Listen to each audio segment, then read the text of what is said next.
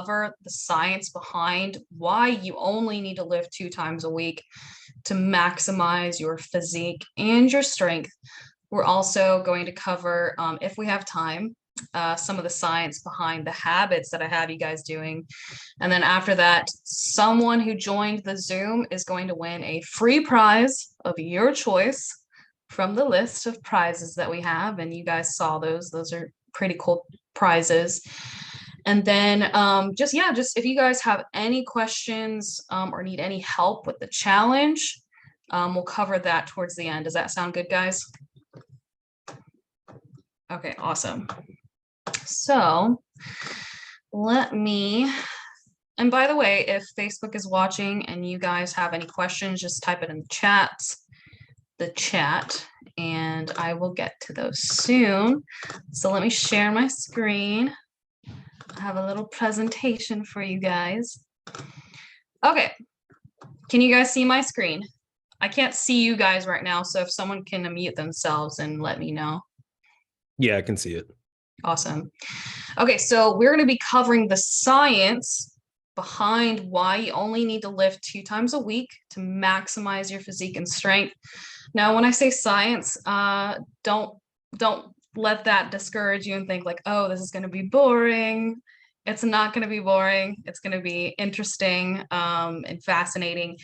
And plus, I find that when you know the science, when you know the knowledge, it gives you the tools to know what you need to do to get the best results. Plus, when you know the science, it can also act as a motivator for you in doing what you need to do. And as the saying goes, knowledge is power. So I'm going to give you guys some power. Okay. So really quickly, we're not going to be going into, I'm not going to spend a lot of time on this, but real quickly on the topic of weightlifting versus cardio. Weightlifting will always give you the best results in terms of the way your physique looks and it performs from a strength perspective. And yes, you can target your cardiovascular system doing strength training as well. So in reality, unless you're doing a marathon, you don't need to do cardio, conventional cardio specific training. So weightlifting is going to increase your strength, your muscle mass and tone. It improves your body composition, meaning your fat mass compared to your lean mass. It also prevents age-related injuries. It helps to keep you look and feel young, whereas cardio doesn't really improve any of the above except for like your cardiovascular health. Now, when it comes to weight loss, yes, you will lose weight with cardio, but when you prioritize cardio over your weightlifting, you end up getting what looks like skinny fat. I don't know if you guys have ever heard of that term, but skinny fat is basically where, with clothes on, you look thin, but then with clothes off, like you look kind of flabby. There's not much muscular tone. There's not much definition. Oftentimes you'll still see cellulite on these people.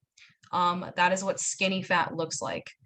Whereas strength training, you will lose fat itself. Like you won't just lose weight, you will lose fat.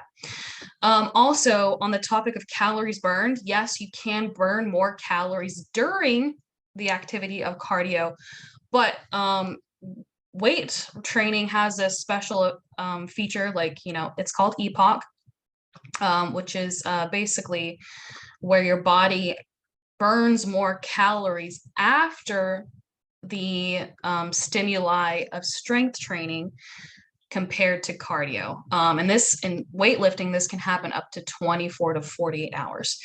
So all in all, without spending a ton of time on this, weightlifting will give you a much better physique than cardio ever will.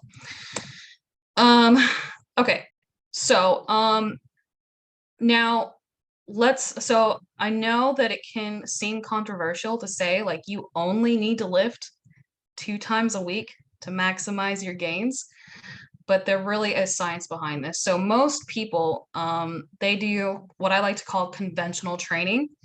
And conventional training looks like lifting 4 to 6 days a week You know, when people typically weightlift, that's how many times they go to the gym each week, 4 to 6 times a week. Often when they are training, they are doing what is called chasing the pump. They're basically, they go to the gym and they just do a ton of sets, and they're basically just trying to get a pump in their muscles.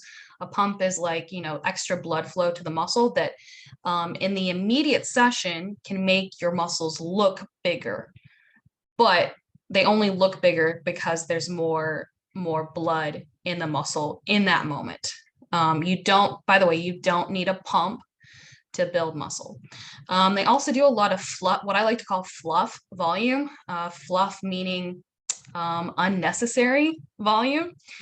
And basically what that means is, oh, let's go back. Fluff volume is they're just doing a ton of sets. One reason why they're doing a ton of sets is because the way that they train isn't as effective.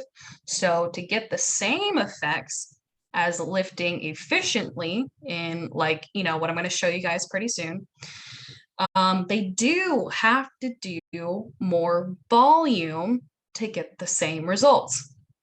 And this is because they have less intensity in their sets. So anytime you have high volume, meaning like multiple sets, lots of sets, you inevitably are sacrificing intensity. For example, if you are training to failure literally every single set, and let's say you're doing 5 different exercises, do you guys think that you're going to be able to train to like absolute failure every single set if you have to do like 15 sets? So let's say you're doing 3 sets per exercise. You're doing 5 different exercises. That's 15 sets total for the workout.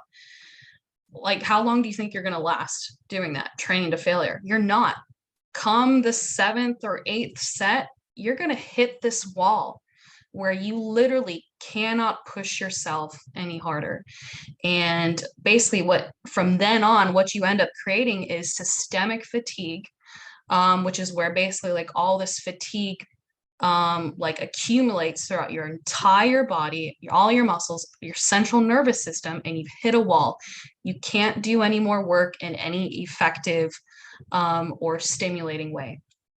So yeah, anytime that you have high volume, you inevitably have to sacrifice intensity. And the reverse statement is true. Anytime you have high intensity, you have to sacrifice volume.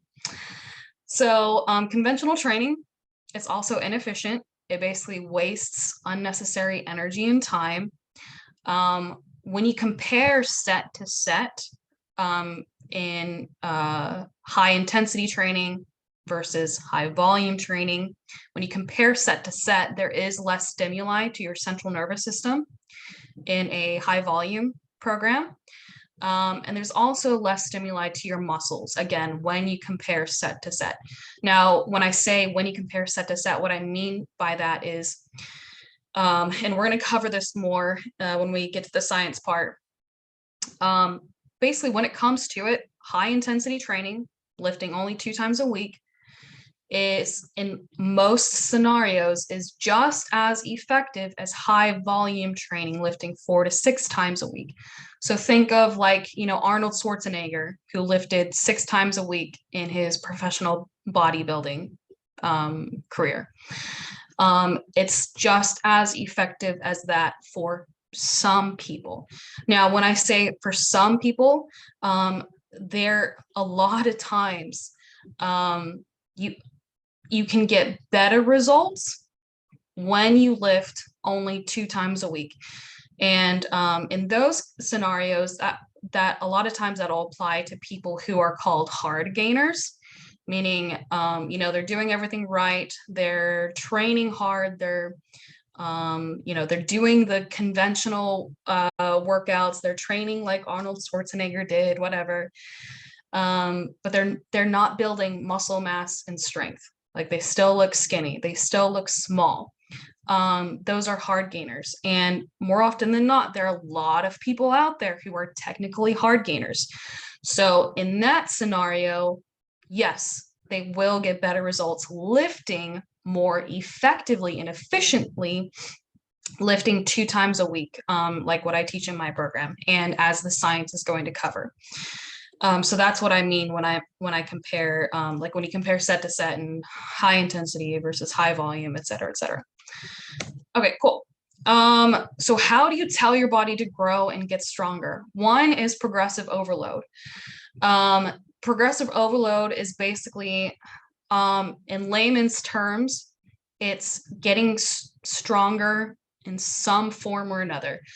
And I would suggest that the best way to do this is either, aiming for being able to do more weight than you did last time, or being able to do more reps than you did last time. So in essence, progressive overload is the ability to, you keep getting stronger, and because you keep getting stronger, you have to challenge yourself harder with more weight or more reps. That is progressive overload. Excuse me. I don't know why when I do these live trainings, I burp a lot sometimes. Maybe I like swallow air or something. But yeah, please excuse me for that. So let's see. So progressive overload can be achieved in a variety of ways. But again, I believe the most efficient way to do this is through more weight or more reps than you did last time, or better form and control. So let's see.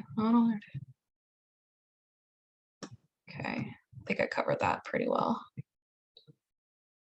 Yeah, so some forms of progressive overload could be more volume, but we already covered how more volume can end up turning to fluff, because anytime you have more volume, and if you keep adding more volume, the intensity always is going to go down further and further and further to be able to handle that, that more volume. Another way to have progressive overload is you could work out more frequently, but again, that is another form of adding in more volume. And again, we know that anytime that you have more volume in your training program, you inevitably are sacrificing intensity. So anytime you add more volume, you're making your workouts less efficient. And in some cases, like for the case of hard gainers, you're also making it less effective. And then the other way that you tell your body to grow and get stronger is you must recover well. Especially if you're training like how I recommend, lifting only 2 times a week, but with very high intensity. Your body has to recover not just with its muscles, like to repair its muscles, but also your central nervous system. When it comes to strength gain specifically, yes, some strength is gained through like your muscles become stronger, but a big proponent of strength gains is your central nervous system, which is located in your brain. So you have to recover well if you're going to be training this way, or even the other way, high volume as well. A lot of people who do high volume, they have what are called mesocycles, where they take, however many weeks where they train in different ways, but they inevitably have to take deload weeks. Deload weeks meaning they're significantly reducing the volume, they're significantly reducing the intensity and the weight, basically making their workouts significantly easier so that their bodies can recover. But if you train the way that I teach, lifting only 2 times a week, prioritizing intensity over volume, basically because you're resting 5 days a week, you're already getting an automatic deload because you're giving your body enough time to recover. So what does training optimally look like? One, you must train hard, 2 to 3 times a week. Now, I say 3 times a week for beginners because I have found even many advanced lifters don't know what training to failure looks or feels like. For example, for a long time, so I've always been a proponent of AMRAP, as many reps as possible, meaning, intensity. But until like, I got more educated on this, I thought I was training to failure in all of my sets. But now when I go back like a couple of years ago and I look at my workout videos, I'm like, that wasn't failure.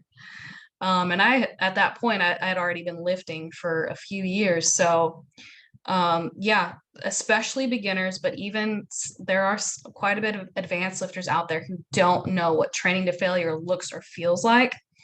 So the reason why I recommend 3 times a week for, people who are getting into this is so that one, they can learn how to train to failure.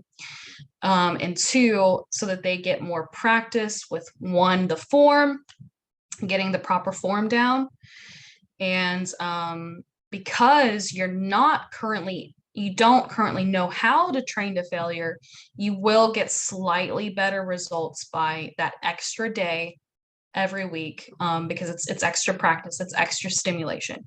So in essence, it's extra volume, but it's not the typical volume that you see in conventional training. So that's the reason why. You also must recover well those 4 to 5 other days during the week. And we covered that earlier. You also, ideally, you should target both your CNS, your central nervous system, and your muscular energy system. And in a bit, we're going to cover how to do that. You also must prioritize intensity over volume. We covered that. And you only need to do 1 set per exercise if you train to momentary muscular failure, training to failure. But again, if you're more of a beginner lifter or you're learning how to train to failure, then yes, you can get slightly better results by doing slightly more volume. But again, when I say more volume, I am not recommending what most people do in conventional lifting, their high volume training. So what do these principles look like? So training to momentary muscular failure in all of your sets, you have 2, it's a little bit more complicated than this, but in essence, you have 2 muscle fiber types. You have type 1 muscle fibers, which are slow twitch. So these are typically used for activities like, endurance activities, like running a marathon, walking for 10 miles. Let's see, going grocery shopping, cleaning your house. So these are all very low intensity activities that you can do for a very long time. That is when your type 1 muscle fibers are utilized. Now, this is key. So type 1 muscle fibers are fatigue resistant due to their recycling ability to shut on and off via oxygen flow to the muscle fibers. So what this means is the reason why they're so good for low intensity, long endurance activities is because they have this ability to shut themselves on and off. That's why you can do it for like what seems like forever. But the other key thing about type 1 muscle fibers is they do not have a high growth, like a size or strength potential like type 2 muscle fibers have. Type 2 muscle fibers, they're fast twitch. They're typically used for activities like a high jump. So when you think of a high jump, you literally have to try to jump as high as you can. There's a lot of power in that. It's also used for activities like a 1 rep max. So imagine that you can squat, 420 pounds for 1 rep. Like that takes, and that's your max. Like that's literally the max that you can do for that weight. That's using your type 2 muscle fibers. Also think of like sprinting at maximal effort. If you sprint as hard as you can only do that for maybe like, 10 to 15 seconds, maybe 30 if you're like really advanced with sprinting. But that's it. Like after that, you're pooped out. Like you can't keep going at that maximal intensity for very long. So type 2 muscle fibers are responsible for power, and they don't have, a huge endurance capability like type 1 muscle fibers. So what I'm trying to get at is how you like optimally target your muscle fibers is you want to target both your type 1 muscle fibers and your type 2 muscle fibers. You want to fully exhaust them, which is going to stimulate, i.e., tell your body to grow and get stronger. And what is going to best facilitate that is training to or very close to failure. And that is what is going to stimulate adaptations, telling your body to get stronger and build muscle mass. So real quick before I shift from that. So Billy, you remember how you asked the question earlier before we went live on Facebook, how how do you make body squats harder because they're too easy for you right now, right?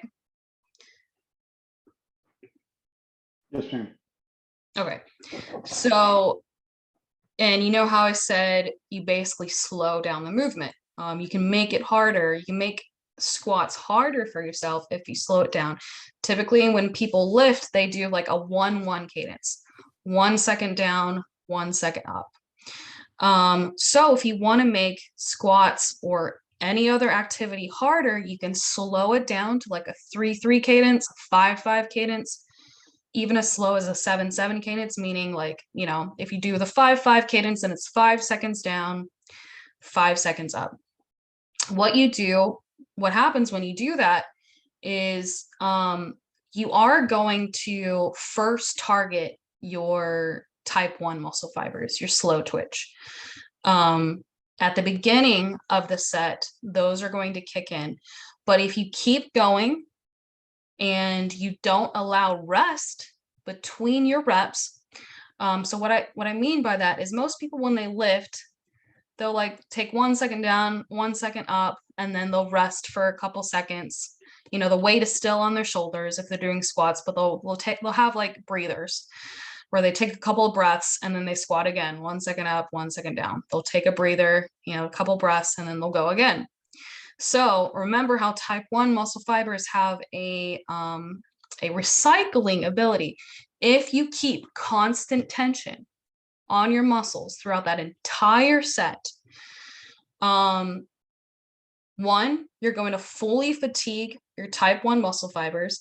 And then as you get closer to maximal fatigue, meaning training to failure, your type 2 muscle fibers are going to kick in. And then if you train to absolute failure, meaning you literally cannot do a rep more, then you have also fully fatigued your type 2 muscle fibers. So if you do it that way, you will fully fatigue your type 1 muscle fibers and your type 2 muscle fibers. And that is going to give you the best bang for your buck in terms of telling your body to grow in muscular size and muscular strength. Does anybody have any questions on any of that?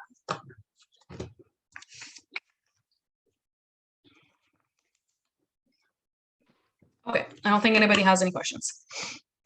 Okay, so real quickly before I dive into like the, you know, the science of it all. I mean, I did cover the science, but I'm going to cover like actual studies for you guys. I wanted to show y'all real quickly like some anecdotal evidence. Anecdotal meaning, you know, these aren't scientific studies, but these are people who train literally only 1 to 3 times a week. All of these people, except for Mike Mentzer and Dorian Yates, are 100% natural, meaning they do not and they have never taken steroids. So yeah, I just wanted to give you guys an example of what you can achieve. So people like Mike Mentzer, he was a popular bodybuilder back in the 70s. He competed in the Mr. Olympia. In one of them, he competed against Arnold Schwarzenegger. And Mike Mentzer was the only body lifter back then who literally lifted only 3 times a week. And all the others were working out 6 times a week, sometimes like 4 hours a day. They'd have like 2-hour sessions in the morning, 2-hour sessions in the evening. But Mike Mentzer was only working about like 45 minutes to an hour each workout, just 3 times a week. But he looked freaking amazing. Dorian Yates, very similar. At the time, he was lifting only 4 times a week, Although when he met Mike Menser later on in his career, he basically learned to start to decrease how much time and how many days he was going to the gym. And now that Dorian Yates is when he got older, he basically decided to decrease his volume overall. So now he works out, I think, only 2 to 3 times a week, and he only does 1 set per exercise. But even during his bodybuilding career, he was doing very similar training. So let me pull them up. So this is Mike Menser, the guy who competed against Arnold Schwarzenegger. He was only lifting 3 times a week. This is Dorian Yates. This is back. I actually don't know when this picture was taken, but I just pulled these 2 pictures off because they were right next to each other. There are other pictures that show that he looked so much bigger than this picture shows. But this clearly was during his steroid taking days. This is him pretty recently. And yeah, he only works out 3 times a week. He trains all of his clients the exact same way. I know he doesn't take steroids. Back then, he might be on something like TRT, which, some of you may know as testosterone replacement therapy. Not theory, but TRT. But which is not, it's not steroids. It just brings your testosterone levels to normal levels. I don't know that he's on TRT, but more than likely he is because of using steroids in the past, and he is older now. But yeah, these are the only 2 out of all of these examples who have ever been on steroids in the past. This is Martin Berkhan. He lifts only 3 times a week. He trains very similarly to Mike Menser with his consolidated routine. If you don't know what that is, you can just look it up. This is Alex Leonidas. He lifts only 2 times a week, and he's actually preparing for a natural bodybuilding show. This is Greg O'Gallagher. He started lifting 3 times a week. Now he lifts only 2 times a week because he's seen better results lifting 2 times a week. This is Jay Vincent. He works out once every 4 days. That's it. So it's not even 2 times a week. It's 2 times a week every 8 days. And this is Drew Bay, who lifts once every 4 days as well. He is currently 50 right here. And he's never taken steroids. So just to give you guys some examples of like what is possible with lifting this way. Like, this is not just pseudoscience, and we're going to actually cover the actual science. And then just real quickly, some of you guys have seen this before, but this is some of my progress that I've been able to achieve lifting only 2 times a week. Here, this is towards the beginning of my weightlifting. I think I'd been working out for 6 months at this time. I was working out 5 times a week. Here, I'm only working out 2 times a week. But like my waist is smaller. I built my legs, shoulders are built. I always wanted like thick legs, especially quads. But here, like, I thought my quads were thick, but like, look at how much bigger I grew them. But here I'd probably been lifting for a year. And this was like 4 to 5 times a week. Here I'm only lifting 2 times a week. Yeah, I made my waist smaller, and you can see abdominal definition. I built up my back. Like, look at those traps there. Look at the erectors here. And then I built out my glutes as well. They're rounder and just fuller overall. And then my waist is smaller as well. Cool. So real quick, we're not going to cover this, but I do want to mention it. So there is a paper by James and Steele Fisher back in 2011 that basically they covered on the topic of high volume versus low volume, low intensity versus high intensity. They compared all the science on this subject, over 167 studies confirming that training to momentary muscular failure is ideal for muscular and strength adaptations. They also concluded that only one set per exercise is required to maximize muscle strength and hypertrophy, and is recommended for avoiding recovery issues associated with multiple sets and high volume frequency, meaning conventional training. And on the topic of frequency, performing an exercise for a body part only needs to be done 1 to 2 times a week. So if you guys want to read through that, then I can send you this link later. Cool. So for this training, we're mostly going to be covering these 6 studies. So let's get into them. So training to momentary muscular failure provides the best results. There was a study done on resistance trained men, meaning men who were not newbie lifters, like they had experience training. I think typically when it comes to studies, they have to have been lifting for at least a year or 2, something like that. Anyways, they were separated into 3 different groups. Each group performed only 1 set twice a week for 10 weeks. So they're working out twice a week. They're only doing 1 set for every exercise, and the study was done for 10 weeks. One group performed sets to perceived rep max, meaning they thought they reached momentary muscular failure. The second group performed sets to actual failure, momentary muscular failure.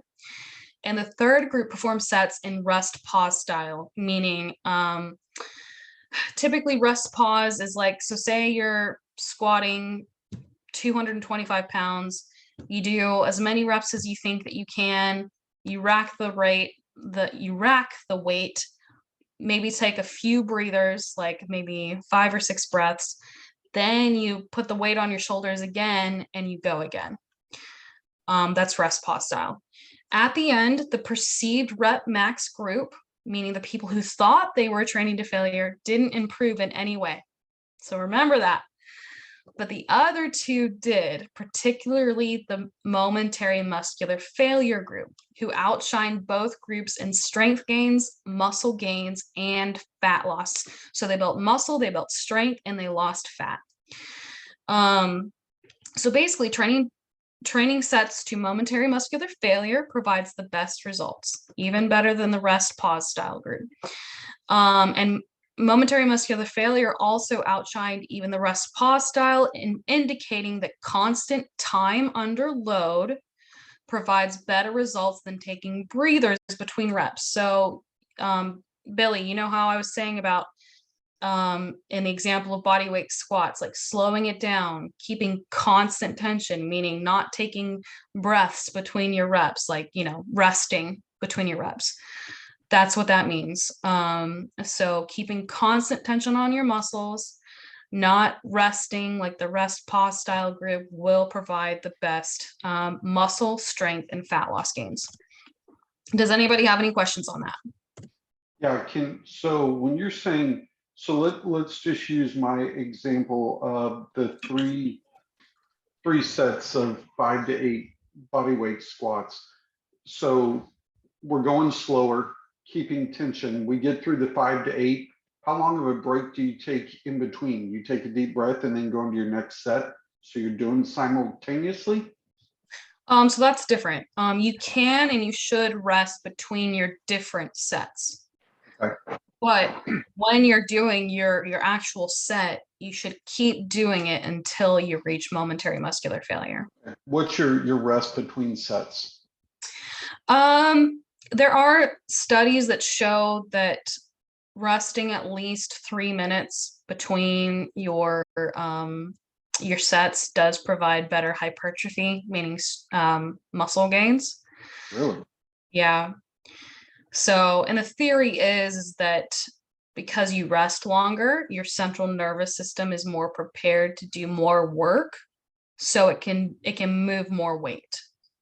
Okay. Yeah. Is that your recommendation then? Try to stay somewhere around the 2 minute, 3 minute mark?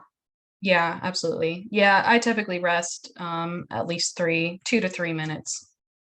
Wow. Okay. Yeah. But people like Drew Bay and Jay Vincent, 2 of those guys from those pictures I showed you, they go from set to set. So I don't particularly have a set opinion on rest periods between sets. Just because I'll admit I don't know, I'm not too familiar with the science on that specifically, like what is best for hypertrophy gains when it comes to rest between your sets. But that's what I do. I rest at least 2 to 3 minutes, and that's what I tell my clients to do as well. So it really doesn't matter. You're gonna get the same if it's not just anecdotal, you're gonna get about the same results. Like if they got great results going from, exercise to exercise with just transitional rest, meaning just walking to the different exercise, then it's really just a matter of efficiency. So, but in terms of like raw strength, like being able to move the most amount of weight, then yes, you do need to rest at least 3 minutes. And there is science behind that it takes. So your central nervous system, the fuel source that your CNS uses is creatine phosphate, and it takes about at least 3 minutes for that to recuperate. So for strength, if you want strength and muscle gains, then rest at least 3 minutes. If you don't really care about, strength, moving the most amount of weight that you can possibly move, and you just care about hypertrophy, muscle growth, then you can rest as little as you like. Yep. Cool. Good questions. Let's pull that. Here we go. Okay, so just finished that one. Cool. Okay, so the other study, actually 3 different studies showing that only 1 set is needed to maximize gains. So a 2000 study assessed a group of experienced weightlifters.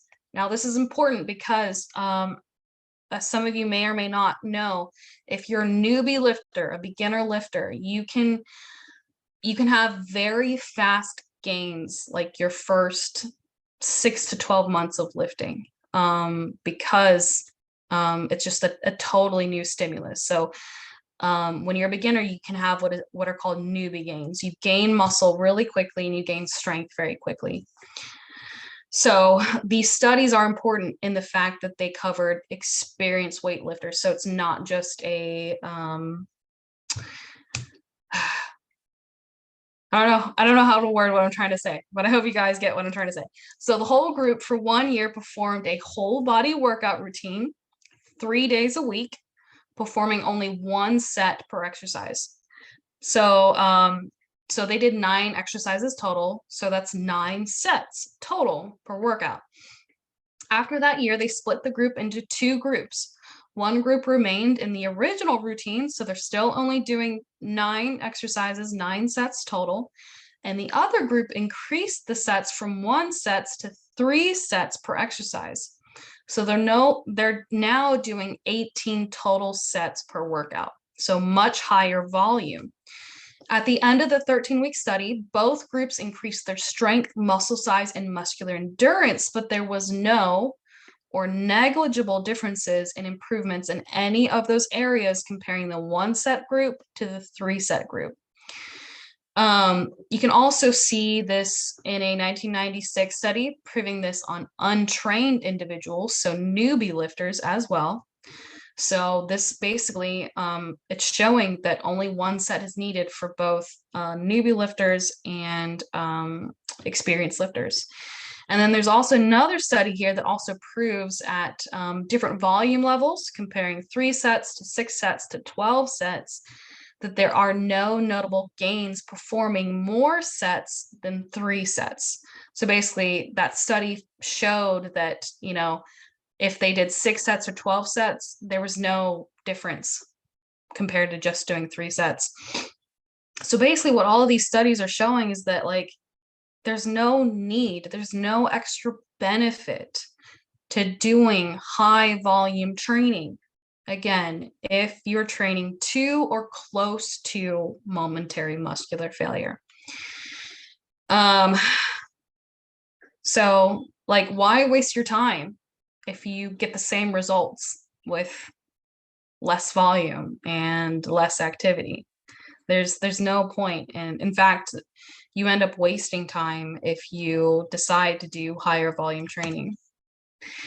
Okay, so in this study, a 2018 study took a group of 30 men and split them into 3 groups.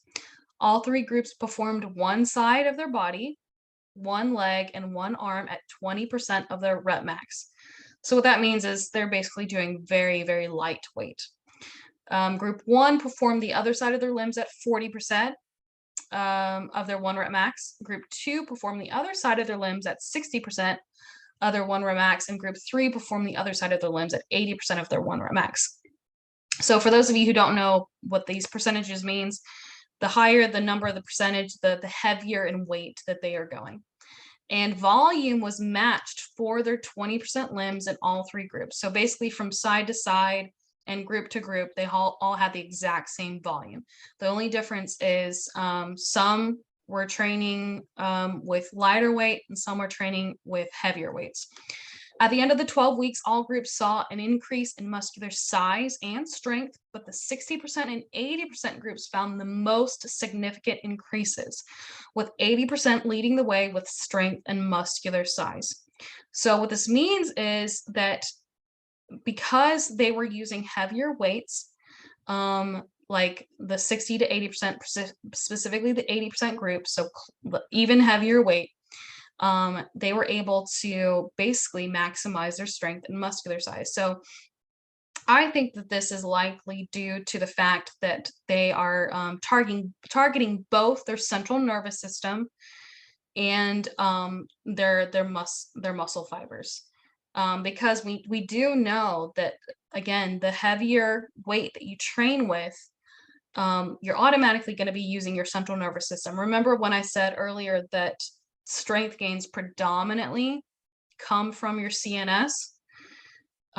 So I would reason that that's likely why that happened, why the group who trained with heavier weights saw the best muscle size and strength gains. Okay, cool. So what is the application of this in your workouts? So like basically what should you do to optimize your training? So what I recommend in each of your 2 to 3 workouts weekly is you should have a couple of heavy compound exercises that are taken to maximal effort, as that will stimulate the strength improvements the best, meaning your CNS, your central nervous system, is getting stronger and you're fully fatiguing your type 2 muscle fibers. So what that means is basically, like I suggest having at the beginning of your workout, conventional lifts, like the 3 big conventional lifts. So that would be squats, heavy bench press, heavy deadlift, and I would also suggest heavy chin-ups or pull-ups. So have those at the beginning of your exercise and choose a heavy weight or a weight that challenges you enough that you reach failure between probably like 4 to 6 reps, maybe as high as 8 reps. And that will keep you within that 60 to 80% range that the previous study was talking about. And then from there, because we don't just want to stimulate our central nervous system, remember, we also want to fully target our type 1 muscle fibers and our type 2 muscle fibers to stimulate the best muscular growth and strength all around. So after that, what I suggest is you have a few moderately heavy, what I like to call bodybuilding exercises. So they're a little bit lighter, not significantly lighter, but just a little bit lighter. And you should perform them like what I was explaining earlier with the making the body weight squats harder. Do them slower. Keep constant tension. Don't have those, what I like to call breathers between your reps. And then you can choose to rest between either 30 seconds up to like 3 minutes between those exercises. But during your, what I like to call strength lifts, I do suggest resting at least, 3 to 5 minutes, depending on, cool. So now real quickly on the topic of comparing volume. So if you think of, so remember how I said that if you slow down your movement, like do a 5-5 cadence, 5 seconds up, 5 seconds down, or 7 seconds up, 7 seconds down. If you think about it, you're actually creating more volume or more time under load, even though you're only doing one set. So for example, let's say that you're doing 3 sets of bicep curls. So this would be, typically what most people in conventional training do. They're doing high volume. So they'll typically do about, 3 sets of an exercise. Let's say you're doing 3 sets of bicep curls with, a 1 second positive, which is the up, and 1 second negative, which is the down in this exercise. And let's say they have breathers between their reps. So at the bottom, they're resting for 1 second.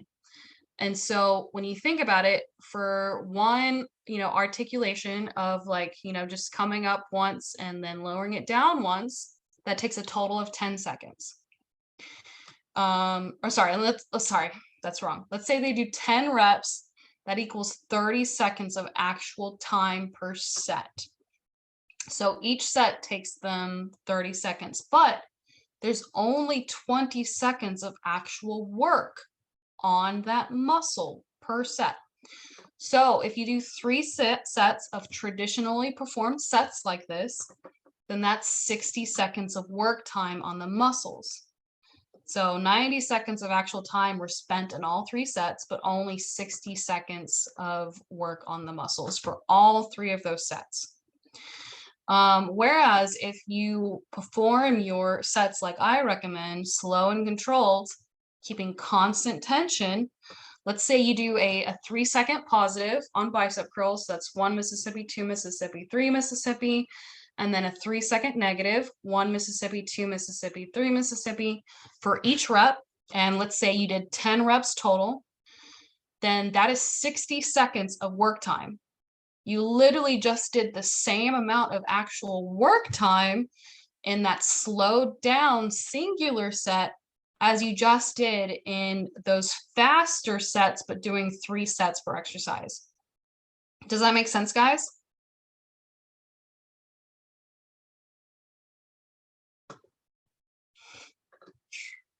Okay. Can you guys unmute yourselves, or did y'all say something? Sorry, That- I muted myself. Yeah. I'm muted in like 3 make different ways. sense. Sorry. Okay, awesome.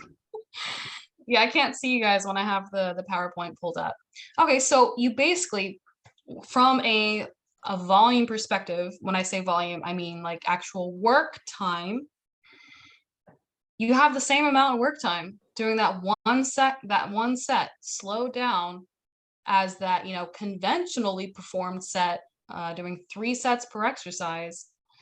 But you save so much more time by doing that, because in the conventional set they end up spending more rest time between their reps, and they spent rest time between their sets. So overall, not only is it just as effective, but it's also more efficient, especially when you also consider, like, if you have to go to the gym 4 to 6 times a week, you also have to like drive there and drive back 4 to 6 times a week and get dressed 4 to 6 times a week and then take a shower, extra showers 4 to 6 times a week. So you save so much more time overall when you train this way. Let's pull that back up real quick. And we're almost done, guys. I know this is a longer training, but we are almost done. Okay, cool. So I do want to disclose, and I made this comment earlier. There are many ways to get in shape. Like, you can lift like Arnold Schwarzenegger did. And that can work for some people, but for a lot of people, like the hard gainers that we talked about earlier, they can end up kicking themselves in the butt because they're not recovering well enough. And so they stay small, they stay weak, even though they're working out hard. They're doing what all the other bodybuilders are doing. And the other thing is, like, a lot of, like, more oftentimes than not, guys, people who are training like that, whether they are, competing in bodybuilding, or they're just doing it for fun, or they are social media influencers, they are taking steroids. Like, steroids are extremely common. And thankfully, to a degree, not to where it needs to be, but to a degree, it is becoming more, people are becoming more willing to disclose the fact that they are taking steroids. But there are so many people out there who are taking steroids but say that they're natural, but they're actually not. So when you take steroids and you lift like Arnold Schwarzenegger did, lifting 6 times a week, working out twice a day, of course you can recover from all of that because you're enhanced through steroids. But for natural lifters, more often than not, they do end up getting not just as good results, but they end up getting better results when they train more effectively and efficiently, like I teach. And that is because their body is actually able to recover and build. So yeah, do you guys have any questions on any of that?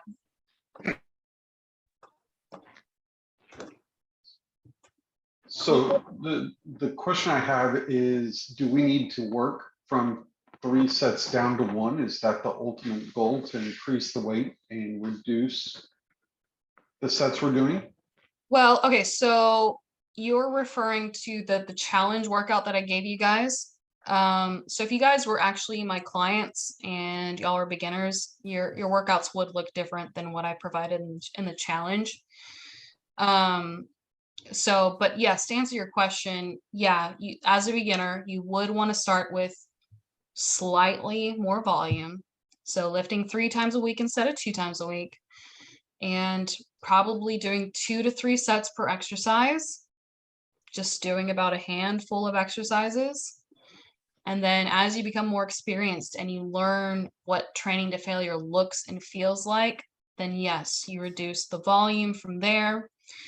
And because you're working out more intensely, you end up seeing better results lifting 2 times a week instead of the 3 times. Okay. Yeah. So if we're working 3 times a week, like tomorrow I'm supposed to work out Tuesday, then you say rest, and start back up. Yeah, whether you're beginner or 1 day, 2 days between? always at least 1 day. Now for my clients and myself personally, who are more intermediate or advanced lifters, I have them rest at least 2 days between their workout sessions. So yeah, so like me, I typically work out Mondays and Thursdays. So I technically have like 72 hours of rest, at least 72 hours of rest between my workouts. Nice. Mm-hmm. Do you fill in between? Do you do cardio? Do you run? Do you stretch? Do you do anything like that? Or you just like sit on the couch and watch horror movies? Well, I do that too, when I'm not working, which I feel like I'm working all the time. But yeah, in terms of like what I would call like conventional exercise, no, I don't. I do walking. Like I walk after every single meal, like I ask you guys to do for the scientific reasons that I covered in the guide. And then yeah, I will do stretching sometimes, but in terms of like what is conventional exercise, no, I don't do anything else at all.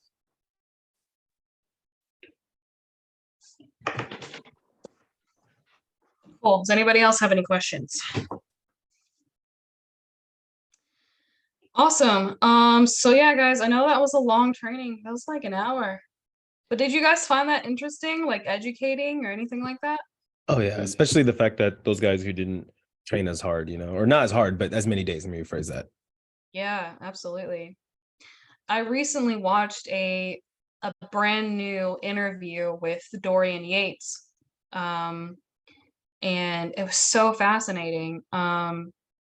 His basically like his realization. So, okay, so one cool thing that he was talking about in this interview, which was literally done last week, he was so he started out like lifting minimally, like I do, similarly to that. And then he was like, he saw like great gains. He was seeing himself get bigger every workout, stronger every workout, even though he was only lifting, I think maybe 3 to 4 times during that time. And then he was like, he saw all the other bodybuilders around him who were working out 6 times a week. And he was like, you know what? Like, let me just test it out. Like, if they're getting great results too, let me see if I get better results lifting 6 times a week. And he said when he did that, like everything stopped. He stopped gaining muscle mass, and he was taking steroids too. And he stopped getting stronger. And he concluded, he was like, he tried that like every so often, trying the higher volume, higher frequency stuff. And he basically said that, like, you know, at the end of the day, he ended up figuring out, like, you know, that's not, he doesn't need to work out that often to, you know, get the results that he was looking for.